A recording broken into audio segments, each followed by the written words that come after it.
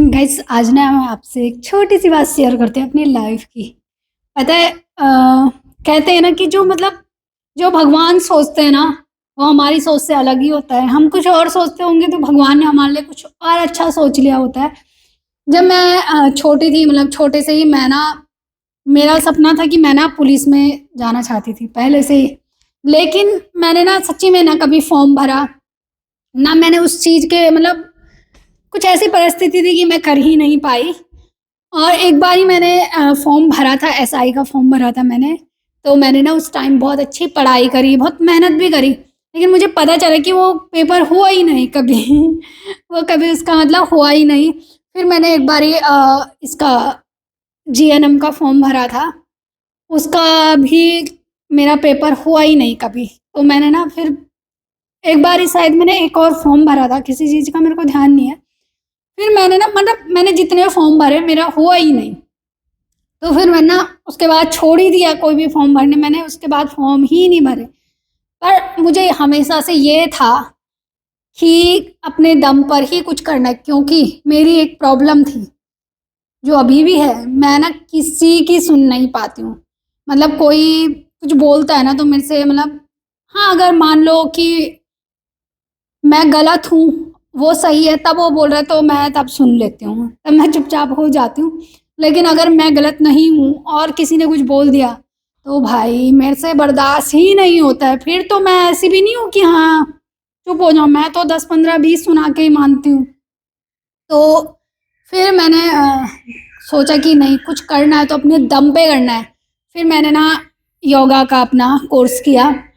फिर मुझे कोर्स के साथ-साथ ये था कि यार कुछ कमाना भी है अब तो। तो मेरे को ये हो गया था कि नहीं-नहीं कुछ कमाना भी है। कोई मेरे से टीचर हर कोई पूछता है जैसे कि अब आगे तुम क्या करोगे? मतलब जॉब करोगे, कहाँ करोगे, क्या करोगे? तो मेरे को तो यही था। मेरा एक ही गोल था कि मुझे ना बाहर जाना है, विदेश जाना है। और ये था कि अपना कुछ करना है। अपना क्योंकि मेरे को ये पता था कि मेरे बस की जॉब करनी तो है ही नहीं। क्योंकि मैंने एक बार पहले भी कर चुकी हूँ मैं जॉब। और मैं जहाँ जॉब करती थी ना, भाई साहब उनसे पूछो वो कैसे झेलते थे मुझे।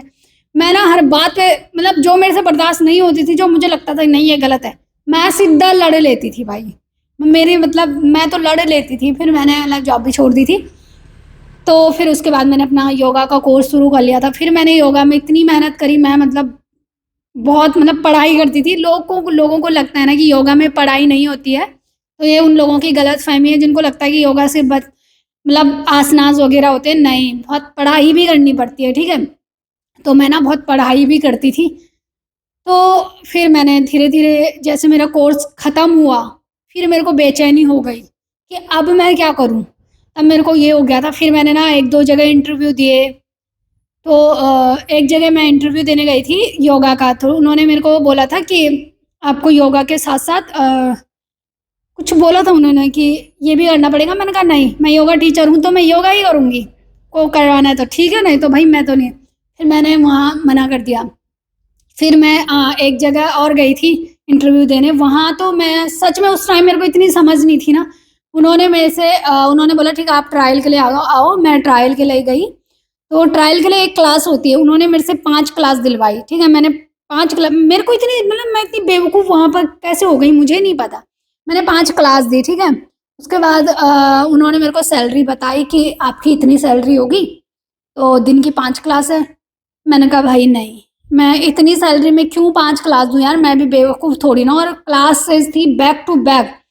और फिर उसमें ये था कि तुम्हें उनके जो ऑफ़िस का और भी काम है ना, फाइल्स वगैरह पता नहीं क्या-क्या बता रहे थे, ये भी इनमें भी हेल्प करनी पड़ेगी ये सो। मैंने कहा न फिर मैंने ना उस टाइम मैंने तो मना कर दिया।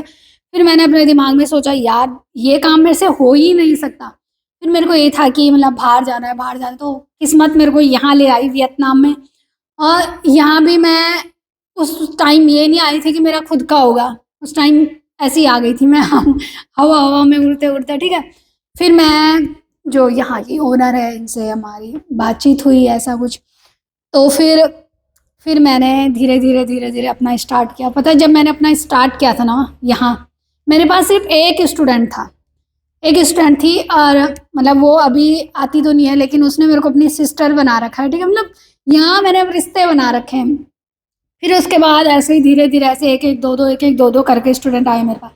फिर मेरे पास फिर मैंने कहा यार एक बारी मेरा ये हो गया था कि यार इतने स्टूडेंट में कैसे काम चलेगा, 2-3 महीने ऐसे ही रहा। मैंने कहा मैं घर जाती हूँ, अब तो यार नहीं हो पाएगा मेरे से इतना। फिर मेरे पास 2 लोग आते थे, ठीक है? 2 लोग आते थे, उनको उनमें से एक को मैं मम्मी बोलती, ठीक है? और मेरे को ऐसे ही बोलती, तुम मेरी बेटी हो, तुम मेरे को मम्मी बोलो, तो मैं उसको मम्मी बोलती हूँ। फिर उन्होंने इधर-उधर से मेरे लिए स्टूडेंट लेके आए। फिर जाके मतलब आज मैं यहाँ आके मतलब यहाँ तक पहुँची हूँ। तो और आज पता है लोग बोलते हैं कि तू विदेश में है, तेरे पास पैसे हैं, तू मतलब घूम रही है, फिर रही है, तेरी मज़े की ज़िंदगी है, बहुत अच्छी लाइफ़ है तेरी। नहीं यार मतलब देखो, जब तक तुम हार्ड वर्क नहीं करोगे तो तुम्हें कुछ नहीं मिल सकता। मैं ये जो मैंने इतनी लंबी स्टोरी बताई है ना, मैं इसलिए बताई है कि जो जहाँ पर हमें लगता है ना कि जब किसी की लाइफ़ अच्छी है, हमें ये लगता है अरे यार इसकी लाइफ़ तो अच्छी है, ये इस पे पैसे भी हैं, ये सो जो भी है ना, तो हम ये नहीं देखते कि उसने हार्ड वर्क भी किया होगा। तो मैं अपनी इस छोटी-सी स्टोरी में यही बताना चाह रही हूँ कि यार मैंने ना बहुत हार्ड वर्क किया है, सच में मतलब बहुत ज़्यादा। ऐसा नहीं है कि अभी मेरी ऐश की चिंता है, अभी भी मैं हार्ड वर्क ही कर रही हूँ। हाँ, अभी ये है कि मेरे पास इतने पैसे तो हैं कि हाँ, अगर मुझे कोई चीज़ पसंद आ रही है, मेरे कोई चीज़ खाने का मन है तो मैं वो खा सकती हूँ, खरीद सकती हूँ। लेकिन कुछ टाइम मेरे पास ऐसा भी था, एक टाइम कि जब बहुत सारी चीज़ें होती थी, नहीं खरीद पाते थे, कुछ चीज़ एक्सपेंसिव होती थी, नहीं ले पाते थे। और खाने का तो ये है कि चलो फिर भी खा लेते थे, लेकिन जैसे महँगे-महँगे रेस्टोरेंट होते थे, वहाँ नहीं जा पाते थे कि यार महँगे रेस्टोरेंट में पता ही है, जो चाउमीन हम बाहर ₹10 ₹20 की खाते हैं, वहाँ हमें सीधा 2, 3, 4, 500 तक चला जाता है, तो वहाँ नहीं जा पाते थे। लेकिन मन तो होता था ना कि यार जाना है, वहाँ जाना है। लेकिन आज मैं ये बताती हूँ कि हाँ, मैंने आज तो इतना हार्ड वर्क किया है कि हाँ, आज मैं महँगे से महँगे रेस्टोरेंट भी जा सकती हूँ, जो चीज़ मुझे पसंद आ रही है, मैं वो भी खरीद सकती हूँ। तो देखो, अगर हम हार्ड वर्क करते हैं ना, तो हमें फल उसका ज़रूर मिलता है। तो मैं इतना ही बोलना चाहूँगी सभी को कि आप लोग हार्ड वर्क ज़रूर करो, बैठे-बैठे किसी को कुछ नहीं मिलता है। अगर आप हार्ड वर्क करोगे ना, तो ज़रूर आप कुछ बड़ा करोगे। Okay guys, bye.